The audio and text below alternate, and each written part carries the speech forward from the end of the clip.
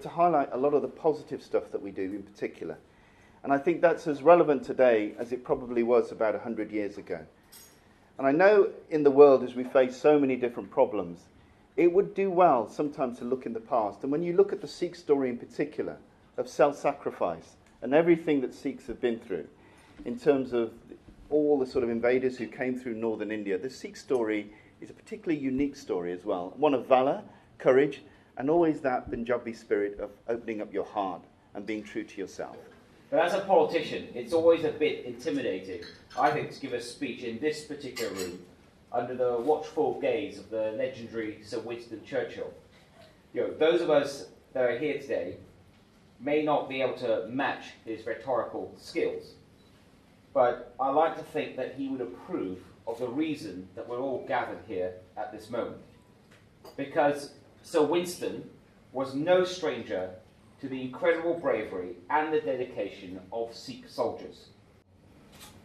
They gave their today that we may enjoy our tomorrow. And the scale of the Sikh contribution to this really does bear laying out. Tens of thousands of soldiers. As the Secretary of State said, a population that made up just 2% of the Indian population at the time, yet contributed over 20% of the recruits to the Indian Army. By the end of the war, around 130,000 Sikhs had seen active service. They fought on most of the war's major fronts, from the Somme to Gallipoli and across Africa. Over 138,000 Indian troops fought in Belgium and France, and many of them were Sikhs.